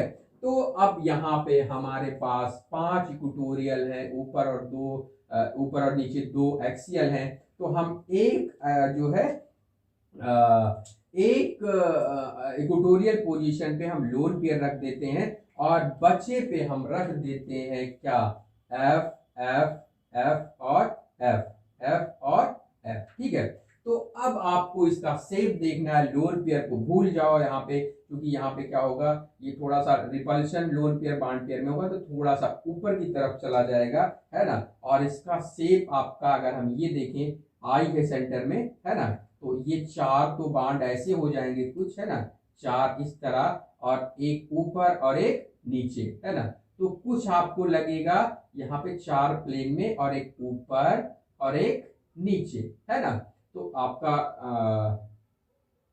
देखिए सॉरी आई नहीं, यहाँ पे हम क्या ले रहे हैं, एक्सी, है ना, एक्सी है यहाँ पे। तो ये आपका जो है XE, है ना। तो ये XE जो है आपका यहाँ पे देखिए, अब यहाँ पे चार जो है प्लेन में हो गए, एक ऊपर और एक क्या हो गया आपका नीचे हो गया, ठीक है। तो यहाँ पे देखिए क्या है, लेकिन एक क्या मौजूद है यहाँ पे, एक मौजूद है लोन पेयर, थोड़ा ऊपर की तरफ चला जाएगा, है ना, रिपल्सन के कारण। तो अब यहाँ पे क्या होगा, चार प्लेन में एक ऊपर, लेकिन यहाँ पे अब आइडियल एंगल नहीं रह जाएगा कि ऑक्टाहेड्रल की तरफ दिख रहा है ना। तो आइडियल एंगल यहाँ पे 90 डिग्री नहीं रह पाएगा क्योंकि लोन पेयर मौजूद है ना। तो क्या होगा, अब इसका अगर हम शेप देखें तो दिखने में तो ऑक्टाहेड्रल लग रहा है, पर एंगल जो है 90 डिग्री होगा नहीं। तो इसका मतलब ये डिस्टॉर्टेड ऑक्टाहेड्रल शेप होगा। इसका कैसा शेप होगा, डिस्टॉर्टेड ऑक्टाहेड्रल शेप, है ना। तो इसका जो शेप होगा कैसा होगा, डिस्टॉर्टेड ऑक्टाहेड्रल, यानी किसका, HCF6 का, ठीक है। तो ये आपका हो गया डिस्टॉर्टेड ऑक्टाहेड्रल शेप हो गया, ठीक है। तो इस तरह अगर हम और भी एग्जांपल ले सकते हैं, है ना, जैसे आपका यहाँ पे ले लें हम कोई, अगर हम मान लो यहाँ पे एनायन ले लें, है ना। तो एनायन अगर हम लेते हैं तो एनायन एग्जांपल में ले, या चलिए एनायन ले लेते हैं। तो एनायन अगर आप एग्जांपल में जैसे I3 माइनस, इसका शेप क्या होगा, ठीक है। तो इसका मतलब यहाँ पे जो I होता है ये 2I से ऐसे जुड़ा होता है और इस पे कैसा चार्ज होता है, माइनस, है ना। तो यहाँ पे जो सेंट्रल एटम है वो कौन सा है, सेंट्रल एटम क्या है, आयोडीन है ना। अब सेंट्रल एटम आयोडीन है तो इसके बैलेंस सेल में कितने इलेक्ट्रॉन होंगे, Nb, हाइड्रोजन के लिए कितना होता है 7, है ना। और इससे I कितने जुड़े हुए हैं, 2I जुड़े हैं, तो Nm कितना हो गया, Nm हो गया 2, है ना। अब देखिए यहाँ निगेटिव चार्ज हो गया, तो जितने निगेटिव चार्ज होते हैं हम उसमें क्या करते हैं, जो number of electron pair formula है उसमें Nb plus Nm plus Na, मतलब number of negative charge of anion, इसको हम जोड़ देते हैं। तो इस पे कितने हैं, Na कितने हैं, Na है जो आपका एक निगेटिव चार्ज, तो 1 हो गया, ठीक है। अब हम देखते हैं यहाँ पे नंबर ऑफ इलेक्ट्रॉन पेयर्स, है ना। तो नंबर ऑफ इलेक्ट्रॉन पेयर्स कितने आएंगे, अब यहाँ पे देखो 7 प्लस आपका क्या है 2 Nm हो गया, प्लस 1 अपान 2, तो कितने हो गए 10 अपान 2, यानी कितने 5 इलेक्ट्रॉन पेयर्स, है ना। अब देखिए 5 इलेक्ट्रॉन पेयर्स के लिए कौन सा हाइब्रिडाइजेशन, sp3d हाइब्रिडाइजेशन। तो यहाँ पे कौन सा हाइब्रिडाइजेशन आया, sp3d हाइब्रिडाइजेशन, ठीक है। अब इसमें देखते हैं बॉन्ड पेयर कितने हैं सेंट्रल एटम के पास और लोन पेयर कितने हैं। तो सेंट्रल एटम के पास जो है बॉन्ड पेयर कितने हैं, जो बॉन्ड पेयर होगा कितने बॉन्ड बना रखा, एक आई इधर एक आई इधर, तो 2 बॉन्ड बना रखा है तो 2 बॉन्ड पेयर हो गए, है ना। लेकिन अब लोन पेयर देखें हम, लोन पेयर कितना होगा, अब चूंकि यहाँ पे 5 में तो 5 इलेक्ट्रॉन पेयर्स में 2 बॉन्ड पेयर्स हो गए, अब 2 बॉन्ड पेयर्स हो गए तो 3 बच गया, तो 3 लोन पेयर्स हो गया, ठीक है। तो अब देखिए यहाँ पे इसका शेप हम देख लेते हैं कैसा होगा। तो sp3d के लिए कैसा शेप होगा, sp3d के लिए ट्राइगोनल बाई पिरामिडल, ठीक है। तो चलिए हम ट्राइगोनल बाई पिरामिडल बना लेते हैं इसका, है ना। आई सेंटर होगा, एक ऊपर और एक नीचे, ये 3 प्लेन में, एक ऊपर और एक नीचे, ठीक है। तो अब देखिए हमने आपको पहले ही बता दिया sp3d में लोन पेयर इक्वेटोरियल पोजीशन को जाएगा। अब यहाँ पे कितने लोन पेयर हैं, 3 लोन पेयर हैं, तो तीनों लोन पेयर चले जाएंगे इक्वेटोरियल पोजीशन पे, है ना। ये इक्वेटोरियल पोजीशन, और जो ऊपर वाला और जो नीचे वाला होता है वो होता है एक्सियल, तो एक आई ऊपर और एक आई नीचे, इस पे कैसा चार्ज है माइनस, है ना। तो अब आप बताएं इसका शेप कैसा होगा, लोन पेयर को शेप में लेना ही नहीं है, एक आई ऊपर एक आई नीचे, बीच में सेंटर, मतलब एक लाइन में दिख रहा है, तो बिल्कुल इसका शेप कैसा होगा, लीनियर शेप, है ना। तो I3 जो माइनस होगा उसका शेप क्या होगा, लीनियर होगा, ठीक है। तो ये तो हो गया I3 माइनस का। ऐसे हम इसी में देखिए समझ लीजिए IF2 माइनस, है ना, IF2 माइनस, तो IF2 में भी कितने F से जुड़ा होगा, 2 F से क्या होगा, इस तरह जुड़ा होगा सेंट्रल, है ना। तो IF2 का भी शेप क्या होगा, 2F I से, तो इसका मतलब भी आयोडीन सेंट्रल एटम आयोडीन है, और Nb कितना है, आयोडीन के वैलेंस शेल में 7, 2F जुड़े हैं तो Nm 2 हो गया, एक निगेटिव चार्ज है तो Na, तो इसका मतलब इसमें भी 7 + 2 + 1/2, तो अब कितना आ जाएगा 5 इलेक्ट्रॉन पेयर। इसमें भी 2 क्या है, इसमें भी 2 आपके क्या है बॉन्ड्स है तो 2 बॉन्ड पेयर हो गया और 2 लोन पेयर। अब जो 5 के लिए sp3d और इसके लिए भी क्या होगा, अब sp3d इसका भी आएगा तो क्या हो जाएगा, sp3d में लोन पेयर हमेशा इक्वेटोरियल पे जाते हैं तो तीनों को इक्वेटोरियल में बना दिया, एक f ऊपर और एक f नीचे। तो इसका भी शेप कैसा हो गया, लीनियर शेप ही हो गया, चाहे I3 माइनस या IF2 माइनस, इन दोनों का शेप कैसा होगा, लीनियर होगा। तो इसके बाद जो है हम लोग यहाँ पे और भी आयंस स्पीशीज के बारे में देख लें जिसमें मोनोवैलेंट एटम ना हो। ठीक है, तो जिसमें मोनोवैलेंट एटम नहीं होता है ना, जैसे ऑक्सीजन होता है कहीं जुड़ा होता है, हम स्पेशली ऑक्साइड या ऑक्सी एनायंस की बात करें, उसका हाइब्रिडाइजेशन हम कैसे फाइंड करेंगे। ठीक है, तो जैसे आपका क्या होता है, हमें मान लो किसी ने कहा कि आपको CO2 का हाइब्रिडाइजेशन पता करना है, तो CO2 का हाइब्रिडाइजेशन क्या होता है। ठीक है, तो CO2 में सेंट्रल एटम कौन सा है, सेंट्रल एटम कार्बन है। ठीक है, सेंट्रल एटम कार्बन है, तो यहाँ पे अब इसके बैलेंस सेल में कितना होगा, बैलेंस सेल में कितने इलेक्ट्रॉन, Nb=4 हो गया। ठीक है, अब देखिए यहाँ पे कार्बन ऑक्सीजन डाइवैलेंट होता है ना, ऑक्सीजन 2 बॉन्ड बनाता है, 2 बॉन्ड बनाते हैं, तो ऑक्सीजन के यहाँ पे कार्बन के पास कोई मोनोवैलेंट एटम नहीं है ना, यानी यहाँ पे Nb कितना हो गया, Nb हो गया 0, है ना, इसमें कोई निगेटिव चार्ज नहीं ताकि हम यहाँ पे जोड़ सकें, है ना।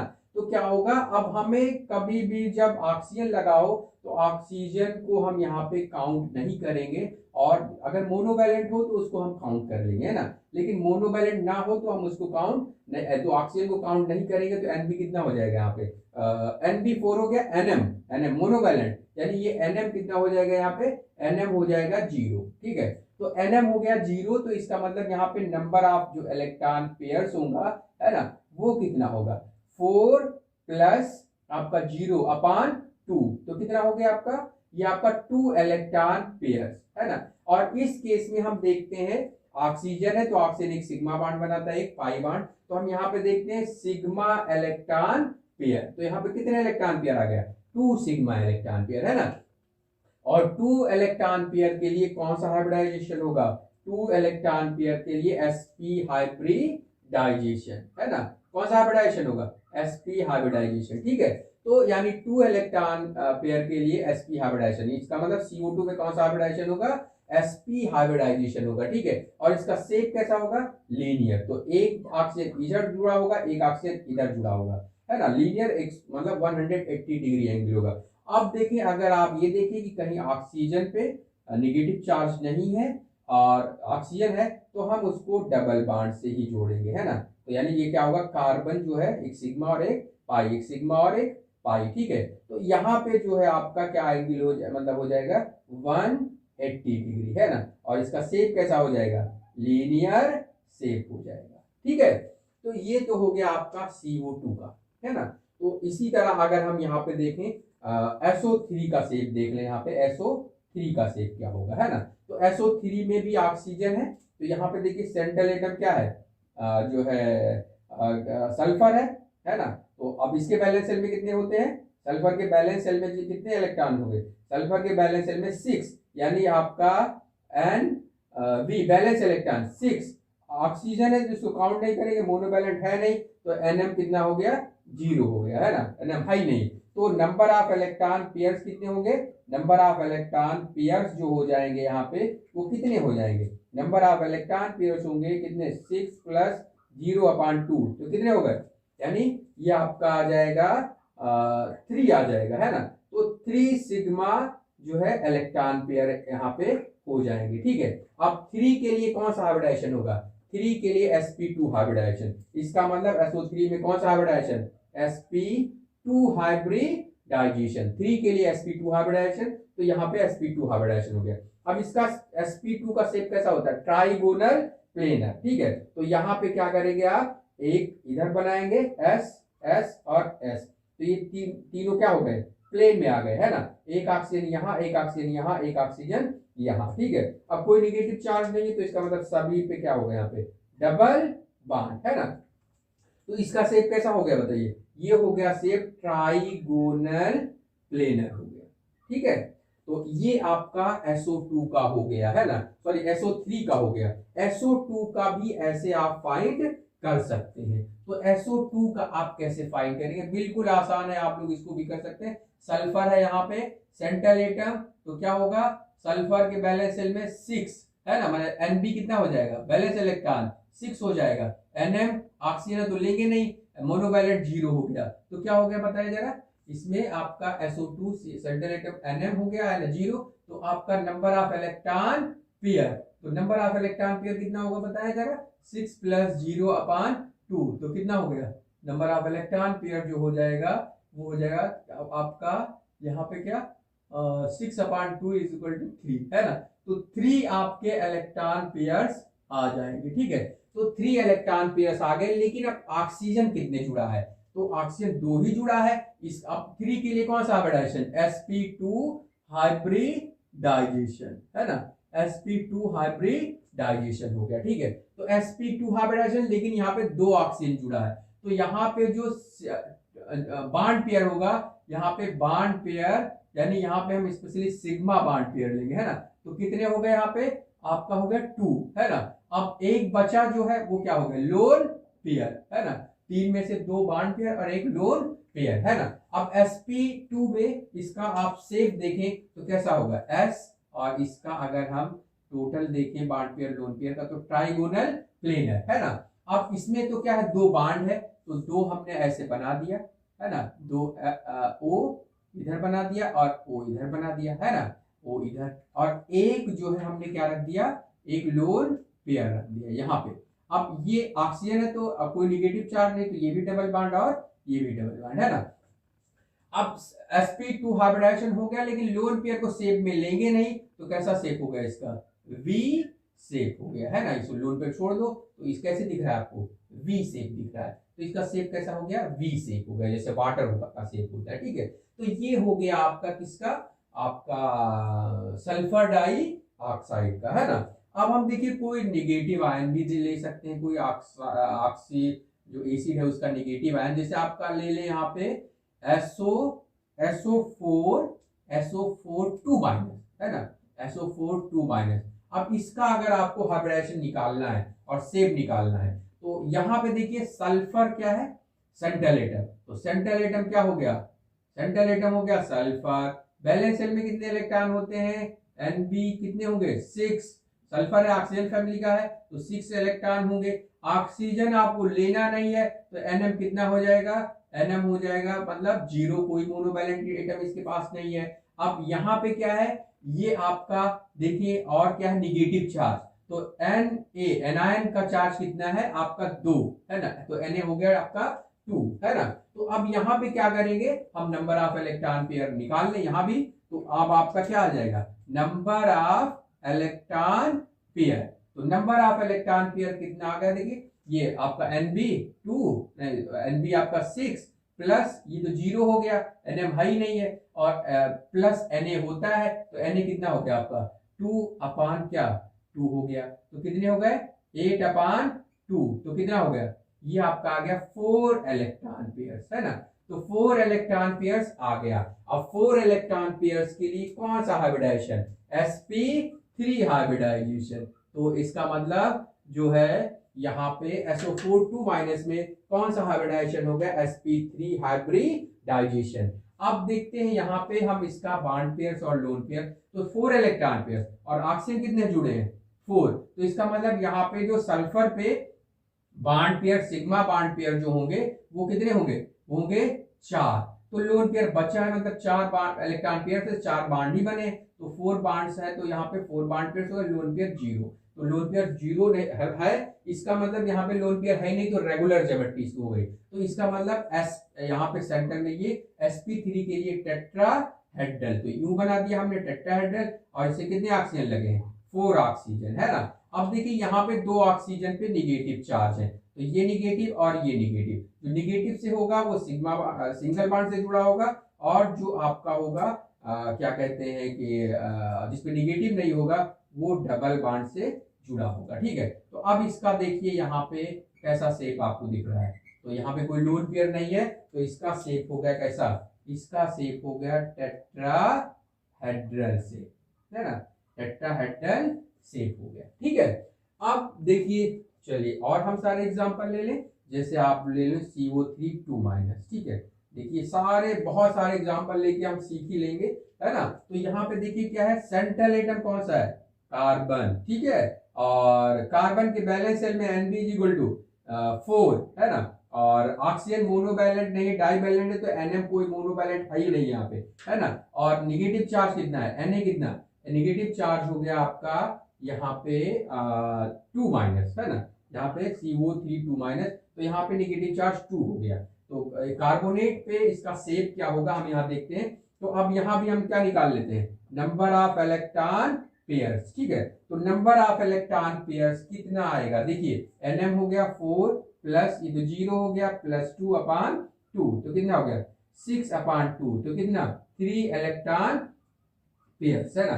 तो इसमें आ गया 3 इलेक्ट्रॉन पेयर्स। अब 3 इलेक्ट्रॉन पेयर्स के लिए कौन सा हाइब्रिडाइजेशन, ये हो गया sp2 हाइब्रिडाइजेशन, यानी CO2 में कौन सा हाइब्रिडाइजेशन होगा, sp2 हाइब्रिडाइजेशन। अब देखिए 3 इलेक्ट्रॉन पेयर है, 3 ऑक्सीजन भी लगे हुए हैं, तो इसका मतलब तीनों क्या है, बॉन्ड पेयर। तो यहाँ पे बॉन्ड पेयर कितने होंगे, बॉन्ड पेयर जो होगा वो कितना होगा 3, और लोन पेयर इस पे कार्बन पे है ही नहीं है, 0। अब इसका मतलब इसका भी शेप रेगुलर ही होगा। तो sp2 है तो कैसा होगा, ट्राइगोनल प्लेनर, 3 प्लेन मतलब हो जाएंगे ऐसे, ऑक्सीजन ऑक्सीजन और ऑक्सीजन, यहाँ पे कैसा, ये ट्राइगोनल प्लेनर हो जाएगा। ठीक है, और यहाँ पे ऑक्सीजन पे कितने, इधर माइनस इधर माइनस, तो ये तो सिंगल बॉन्ड हो गया, लेकिन ये कैसा होगा, डबल बॉन्ड, है ना। तो ये क्या हो गया बताइए, इसका शेप जो हो गया ट्राइगोनल प्लेनर, है ना। तो कार्बोनेट का शेप क्या होगा, ट्राइगोनल प्लेनर। हाइब्रिडाइजेशन क्या हुआ आपका, sp2 हाइब्रिडाइजेशन होगा। ठीक है, तो इस तरह आप क्या कर सकते हैं, कोई जो है ऑक्सी एनायन है उसका भी आप क्या कर सकते हैं, हाइब्रिडाइजेशन फाइंड कर सकते हैं, उसका शेप फाइंड कर सकते हैं। तो चलिए इसके बाद जो है हम लेते हैं अगला एग्जांपल, जिसमें मोनोवैलेंट एटम भी हो और ऑक्सीजन भी हो, तो उसका हम कैसे शेप फाइंड करेंगे। ठीक है, तो जैसे हम यहाँ पे एक एग्जांपल ले लें HCO2F2। ठीक है, तो HCO2F2 में हमें इसका शेप फाइंड करना है। ठीक है, तो देखिए यहाँ पे जो है सेंट्रल एटम कौन सा है, सेंट्रल एटम है जेनान। ठीक है, अब जेनान नोबल गैस है। ठीक है, तो इसके वैलेंस शेल में कितने इलेक्ट्रॉन होंगे, Nb हो जाएगा 8। ठीक है, अब देखिए ऑक्सीजन डाइवैलेंट है, ऑक्सीजन को लेना ही नहीं है। F जो है मोनोवैलेंट यानी 1 बॉन्ड बनाता है, तो F जो है मोनोवैलेंट है, तो यहाँ पे आप Nm लेंगे ऑक्सीजन को छोड़ के, तो ऑक्सीजन 2 नहीं लेना है, F 2 है, 2F है ना। तो यहाँ पे Nm कितना, मोनोवैलेंट एटम कितना हो गया, 2 हो गया, है ना। अब इसमें कोई निगेटिव पॉजिटिव चार्ज है ही नहीं। ठीक है, तो निगेटिव पॉजिटिव चार्ज नहीं है, तो इसका मतलब यहाँ पे आप क्या करेंगे, यहाँ पे इसका नंबर ऑफ इलेक्ट्रॉन पेयर हम क्या करेंगे, number of electron pair find करेंगे। तो देखिए कितना हो गया, 8 प्लस आपका 2/2, तो 10/2, तो कितना हो गया 5 इलेक्ट्रॉन पेयर्स, है ना। तो 5 इलेक्ट्रॉन पेयर्स के लिए आप लोग जरा बताएं कौन सा हाइब्रिडाइजेशन है, sp3d हाइब्रिडाइजेशन आएगा, है ना। तो यहाँ पे हाइब्रिडाइजेशन जो आने वाला है वो sp3d हाइब्रिडाइजेशन, यानी HCO2F2 मॉलिक्यूल में कौन सा हाइब्रिडाइजेशन होगा, sp3d हाइब्रिडाइजेशन होगा। ठीक है, अब इसमें 2 ऑक्सीजन 2 फ्लोरीन, है ना। तो बॉन्ड पेयर कितने आने वाले हैं, यानी बॉन्ड पेयर 2 ऑक्सीजन 2 फ्लोरीन 4 हो गए। अब जेनान पे तो 4 बॉन्ड सिग्मा बॉन्ड बन जाएगा, और आपका अभी 5 इलेक्ट्रॉन पेयर्स आ रहे हैं, तो एक जो बच जाएगा वो क्या होगा, लोन पेयर हो जाएगा। ठीक है, अब आपको यहाँ पे ये ध्यान में रखना है कि अब sp3d में लोन पेयर कहा जाता है, लोन पेयर इक्वेटोरियल पोजीशन। तो पहले हम तो इसका बना दे geometric trigonal bipyramidal 5 electron pair के लिए। तो ये 5 इलेक्ट्रॉन पेयर के लिए यहाँ जेनान हो गया, 3 तो प्लेन में हो जाएंगे, है ना, 3 प्लेन में हो जाएगा, है ना, और एक कहाँ जाएगा, ऊपर और एक नीचे। ठीक है, तो अब ये देखना है आपको कि लोन पेयर कहाँ जाता है। ठीक है, तो sp3d में लोन पेयर हमेशा इक्वेटोरियल, तो कोई हम एक इक्वेटोरियल पोजीशन पे क्या कर दें, लोन पेयर को यहाँ पे हम रख दें, ठीक है। इसके बाद देखना है कि यहाँ पे दो ऑक्सीजन है, दो फ्लोरीन है, तो अब ये ऑक्सीजन कहाँ जाएगा और फ्लोरीन कहाँ जाएगा, है ना। तो जो आपका लार्ज एटम होगा, है ना, जो लार्ज एटम होगा, है ना, लार्ज एटम ऑक्युपाइड, है ना, लार्ज एटम ऑक्युपाइड करता है एक्सियल पोजीशन, है ना, large atom occupied, sorry axial नहीं, ये ऑक्युपाई करेगा जो है इक्वेटोरियल पोजीशन, है ना। कौन सा पोजीशन ऑक्युपाइड करेगा, इक्वेटोरियल पोजीशन। तो जो लार्ज एटम होगा ऑक्युपाइड इक्वेटोरियल पोजीशन, और जो स्मॉल एटम होगा, स्मॉल एटम जो होगा वो ऑक्युपाई करेगा ऑक्युपाइड एक्सियल पोजीशन, है ना। तो ये एक्सियल पोजीशन को ऑक्युपाई करेगा। ये बहुत ध्यान में रखना है आपको कि जो लार्ज एटम है वो इक्वेटोरियल पोजीशन पे, तो यहाँ पे एंगल 120 होता है, और ये एंगल एक्सियल इक्वेटोरियल के बीच एंगल होता है वो जो है वो 90 डिग्री होता है। तो यहाँ पे रिपल्शन कम होगा अगर इक्वेटोरियल पे है, तो इसीलिए लार्ज एटम जो होते हैं वो कहाँ होंगे, तो ऑक्सीजन आपका फ्लोरीन, ऑक्सीजन बड़ा है फ्लोरीन छोटा, तो इसका मतलब ऑक्सीजन जो है इक्वेटोरियल पोजीशन पे आ जाएगा। अब चूंकि निगेटिव नहीं है इस पे, ये डबल बॉन्ड से जुड़ा होगा, और एक F ऊपर और एक F नीचे, ठीक है। तो इस तरह देखिए यहाँ पे क्या होगा, लार्ज एटम कहाँ आया, इक्वेटोरियल पोजीशन पे, और स्मॉल एटम कहाँ आया, एक्सियल पोजीशन पे, ठीक है। तो ये तो हो गया। अब इसका जैसे आप शेप देखें तो इसका भी शेप कैसा होगा, सीसा शेप, है ना।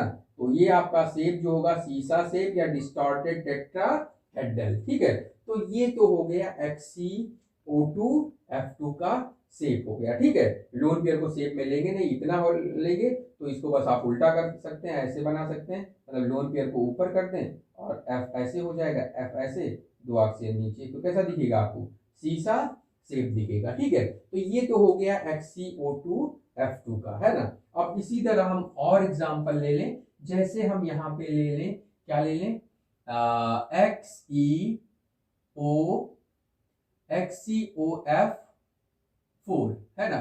तो HCOF4 यहाँ पे हम ले रहे हैं। तो HCF4 अगर हम यहाँ पे लेते हैं तो सेंट्रल एटम आपका कौन सा हो गया, सेंट्रल एटम जेनान हो गया, ठीक है। अब Nb कितना हो गया, बैलेंस इलेक्ट्रॉन हो गए 8, ये आपको पता है। अब देखिए ऑक्सीजन को लेना नहीं, F4 है, मोनोवैलेंट 4, तो Nm कितने हो गए, मोनोवैलेंट एटम हो गया 4, है ना।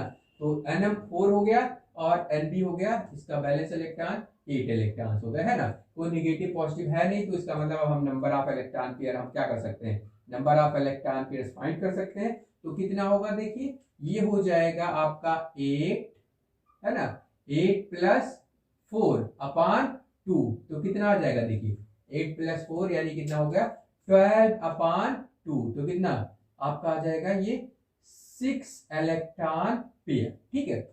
अब 6 इलेक्ट्रॉन पेयर के लिए आप देखें, 6 इलेक्ट्रॉन पेयर के लिए कौन सा हाइब्रिडाइजेशन है, sp3d2, तो यहाँ पे हाइब्रिडाइजेशन हो जाएगा sp3d2 हाइब्रिडाइजेशन, ठीक है। तो अब यहाँ पे देखिए sp3d2 हो गया, है ना। अब यहाँ पे इलेक्ट्रॉन लोन पेयर देखिए कोई जेनान पे है, तो ऑक्सीजन 1 और 4 F, तो 5 सिग्मा बॉन्ड होंगे यहाँ पे, तो यानी बॉन्ड पेयर जो सिग्मा बॉन्ड पेयर होगा वो कितने होंगे, वो होंगे 5, है ना। और अगर अब 5, 6 में से 5 जो होगा, 6 में से 5 आपका हो गया बॉन्ड पेयर, तो लोन पेयर कितना बचा है, 1, है ना। अब आपको पहले ही बताया जा चुका है sp3d2 में लोन पेयर किस पोजीशन को ऑक्युपाई करता है, एक्सियल पोजीशन को, ठीक है। तो अब हम इसकी sp3d2 की ज्योमेट्री क्या, ऑक्टाहेड्रल, तो चलिए यहाँ पे हम ऑक्टाहेड्रल बना देते हैं। इस पे ऑक्टाहेड्रल ज्योमेट्री हमने बना दिया, यूं। अब यहाँ पे जेनान है, एक ऊपर और एक नीचे, यूं बना दिया हमने, 4 प्लेन में, एक ऊपर और एक नीचे, ठीक है। तो ये देखिए आपका यहाँ पे जो है ऑक्टाहेड्रल बन गया। अब आपको ध्यान रखना है ऑक्टाहेड्रल में लोन पेयर को हमेशा एक्सियल में रखना है ना। तो हम एक लोन पेयर को नीचे रख देते हैं, ऊपर भी रख सकते हैं लेकिन आपको शेप देखने में आसानी होगी, ठीक है। और एक लोन पेयर नीचे, तो बड़े एटम को ऊपर रखेंगे, है ना, ताकि रिपल्शन कम हो, ठीक है। तो यानी ऑक्सीजन को कहाँ ले जाएंगे, ऊपर ले जाएंगे, और 4 बच गया क्या, एफ, है ना। तो ये आपका हो गया एफ, है ना। तो ये एफ जो हो गया 4 प्लेन में, एक ऊपर और एक नीचे। तो अब ये दिख कैसा है, लोन पेयर आपको देखना नहीं इतना, ये 4 स्क्वायर में है प्लेन में, एक ऊपर, यानी ये अगर हम इसको लाइन मिला दें ऐसे, है ना, तो ये पिरामिड की तरह आपको दिखेगा, ठीक है। तो इसका मतलब इसका शेप कैसा हो गया, इसका शेप हो गया स्क्वायर पिरामिड। कैसा शेप हो गया इसका, स्क्वायर पिरामिडल, ठीक है। तो जब लोन पेयर आता है अगर क्या है आपका, तो लोन पेयर sp3d2 में एक्सियल पे ही रखेंगे, और जो लार्ज एटम है ऑक्सीजन तो ऊपर रखेंगे, इसको भी एक्सियल पे, ठीक है। तो ये तो आपका हो गया मतलब ऐसे स्पीसीज जिसमें क्या हो, मोनोवैलेंट भी हो और डाई वैलेंट, मतलब डाई वैलेंट ऑक्सीजन भी हो, है ना, ऑक्सीजन को लेना नहीं है। तो इस तरह आप क्या कर सकते हैं, बहुत सारे एग्जाम्पल लेके सॉल्व कर सकते हैं। जैसे अगर हम यहाँ पे देखें, ऐसे पूछते हैं HCO3, तो ऐसे कैसे फाइंड करेंगे, हाइब्रिडाइजेशन क्या आएगा, जेनान के वैलेंस शेल में कितने हैं, 8, ऑक्सीजन लेना नहीं है तो कितना हो जाएगा, मोनोवैलेंट नहीं तो 8 अपान कितना हो जाएगा 2, है ना, ये 0 आ गया, NB, है ना, NB 8 और NM 0 हो गया, तो कितना हो गया, ये आपका हो जाएगा 4। अब 4 इलेक्ट्रॉन पेयर के लिए कौन सा हाइब्रिडाइजेशन, sp3 हाइब्रिडाइजेशन, है ना। तो HCO3 में कौन सा हाइब्रिडाइजेशन होगा, sp3, है ना। अब sp3 के लिए कौन सी ज्योमेट्री होती है, sp3 के लिए होती है टेट्राहेड्रल, है ना। तो टेट्राहेड्रल में देखिए यहाँ पे 3 ऑक्सीजन है, तो जो सिग्मा बॉन्ड पेयर होगा, सिग्मा बॉन्ड पेयर ये 3 हो जाएगा, और एक क्या हो जाएगा, लोन पेयर हो जाएगा, ठीक है। तो अब एक लोन पेयर यहाँ पे हम रख देंगे, एक लोन पेयर ये हो गया, है ना, और 3 क्या हो गए, डबल बॉन्ड से ऑक्सीजन ऐसे। तो कैसा शेप होगा इसका, ये पिरामिड की तरह दिख रहा है, लोन पेयर लेंगे नहीं तो कैसा होगा, ये हो जाएगा आपका ट्राइगोनल पिरामिडल। कैसा शेप हो जाएगा, ट्राइगोनल पिरामिडल शेप इसका हो जाएगा, ठीक है। तो ये तो आपका हो गया। ऐसे आप किसका निकाल सकते हैं बताइए, बहुत आसानी से HCO4 का भी निकाल सकते हैं, ना। तो HCO4 में भी ऑक्सीजन को लेना नहीं, जेनान कितना होता है, जेनान के बैलेंस शेल में 8, यानी 8/2, है ना, तो कितना आ जाएगा 8/2, यानी मोनोवैलेंट है ही नहीं, 0 है, तो कितना 4 इलेक्ट्रॉन पेयर, है ना। अब 4 इलेक्ट्रॉन पेयर के लिए कौन सा हाइब्रिडाइजेशन, sp3, बहुत इसे HCO3 और HCO4 में दोनों में हाइब्रिडाइजेशन सेम होगा, लेकिन इसका शेप ट्राइगोनल पिरामिड है। यहाँ पे 4 इलेक्ट्रॉन पेयर है, 4 ऑक्सीजन बॉन्ड है, इसका मतलब जेनान पे कोई लोन पेयर नहीं होगा, तो इसका मतलब यहाँ पे लोन पेयर नहीं है, तो इसका शेप कैसा हो जाएगा, यानी 4 के लिए क्या होता है, 4 इलेक्ट्रॉन पेयर के लिए टेट्राहेड्रल, ठीक है। तो इस तरह ये हो जाएगा आपका टेट्राहेड्रल शेप हो जाएगा। तो इसका शेप कैसा होगा, शेप टेट्राहेड्रल HCO4 का, ठीक है। तो ये तो हो गया आपका जो है क्या कहते हैं कोई भी ऑक्साइड का। अब देख ले तो एक केटायन भी ले ले हम एग्जांपल।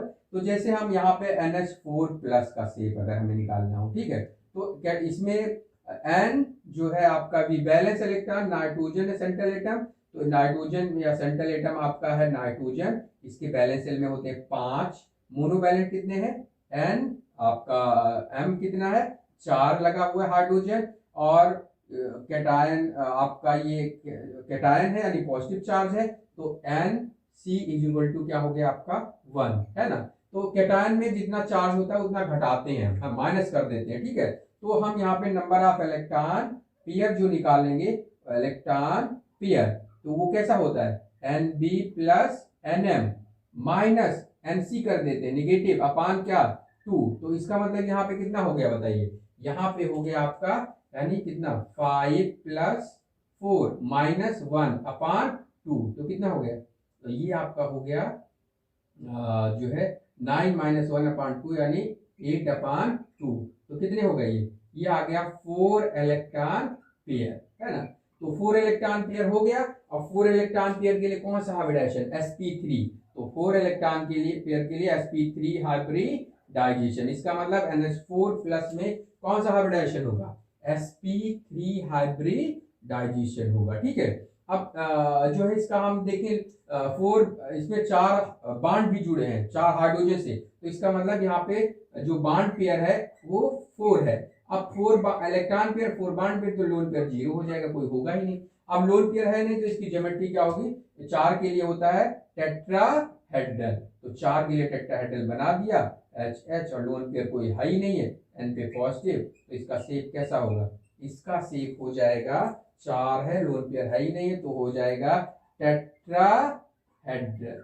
ठीक है, तो ये हो गया आपका टेट्राहेड्रल शेप हो गया। ठीक है, तो इस तरह आप क्या कर सकते हैं, कोई कैटायन अगर है तो उसमें हम माइनस कर देते हैं, यानी N B plus N M minus N C upon 2 कर देंगे, है ना। तो इस तरह जो है आप क्या कर सकते हैं, किसी भी मॉलिक्यूल का हाइब्रिडाइजेशन फाइंड कर सकते हैं, उसके सेंट्रल एटम में कितने लोन पेयर्स कितने बॉन्ड पेयर्स हैं वो फाइंड कर सकते हैं, ज्योमेट्री और उनके शेप फाइंड कर सकते हैं। शेप फाइंड करने के लिए, स्ट्रक्चर फाइंड करने के लिए हम क्या करते हैं, उसके लोन पेयर को कंसीडर नहीं करते हैं। ठीक है, तो यहाँ पे क्या होता है कि जो है कि किन किन बातों को ध्यान में रखना है, नंबर ऑफ इलेक्ट्रॉन पेयर्स निकालने हैं, 2 के लिए लीनियर sp हाइब्रिडाइजेशन, 3 के लिए sp2, 4 के लिए sp3, 5 के लिए sp3d2 ट्राइगोनल पिरामिडल, ये शेप इधर लिखे हुए, 6 के लिए क्या sp3d2 ऑक्टाहेड्रल, 7 के लिए sp3d3 पेंटागोनल बाई पिरामिडल। ठीक है, तो इस तरह आपका ये क्या हो जाएगा, हाइब्रिडाइजेशन हो जाएगा। लेकिन और क्या ध्यान रखना है, अगर sp3d हाइब्रिडाइजेशन है तो lone pair occupied equatorial position, यानी लोन पेयर हमेशा इक्वेटोरियल पोजीशन पे जाएगा, और अगर sp3d2 है तो लोन पेयर एक्सियल पोजीशन पे जाएगा, और अगर sp3d3 है तो लोन पेयर कहाँ जाएगा, इक्वेटोरियल पोजीशन पे। ठीक है, और अगर सारे मोनोवैलेंट है तब तो Nb प्लस Nm/2 हो जाएगा, अगर ऑक्सीजन है तो ऑक्सीजन को हम काउंट नहीं करेंगे। ठीक है, तो इस तरह आप और सारे एग्जाम्पल लेके आप क्वेश्चन आप सॉल्व करिएगा। तो अगर आप लोगों को ये वीडियो पसंद आया हो, ठीक है, तो चैनल को सब्सक्राइब और वीडियो को लाइक करें और शेयर करें, जरूर करें। ठीक है, थैंक यू।